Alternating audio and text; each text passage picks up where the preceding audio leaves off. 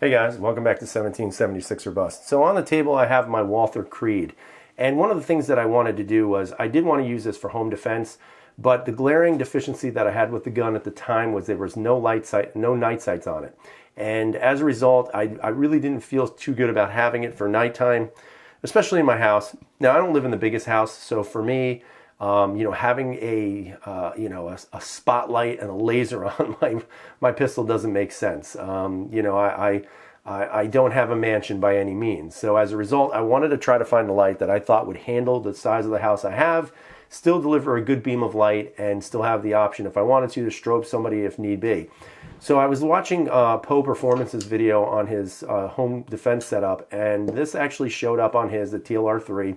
And I have to say, it gave off a good amount of light. He was very happy with it. So I always said if I could find a cheap light, I would definitely go with it. In this case, I actually found this for 40 bucks, and I wound up picking it up, and I've been very happy with it. And now I feel, in my opinion, that this gun is much more complete than it was for a home defense weapon.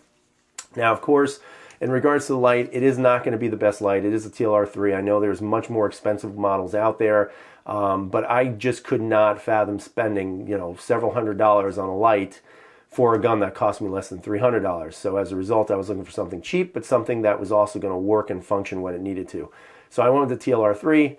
Again, very happy with what it does so far. So what I want to do is I kind of want to show you the best that I can. Hopefully I can do this on video. Again, my experience with flashlights on my guns is not that great because I've never really owned one, but I just shut off my main lights in my, I guess, studio.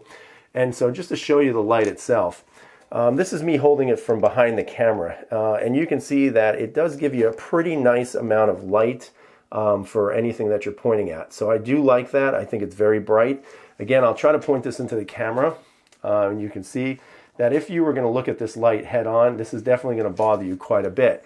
Now, of course, you do have the option of taking your thumb and manually strobing somebody if need be, which again will disorient a little bit and could cause some confusion on the person who is in your house that's not supposed to be there.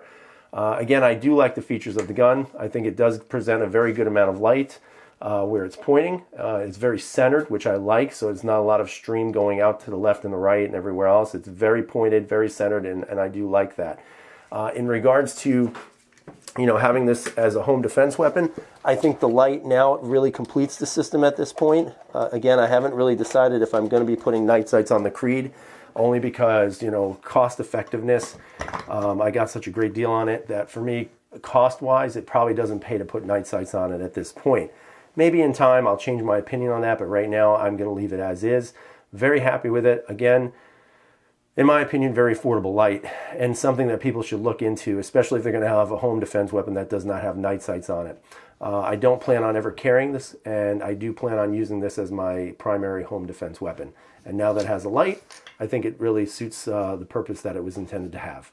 So I hope you guys enjoyed the video. If you guys have any questions about it, just let me know, and hopefully I can answer them. And if you have any input on it, let me know that as well. So if you like the channel, please subscribe and give us a thumbs up. And as always, guys, freedom is never free.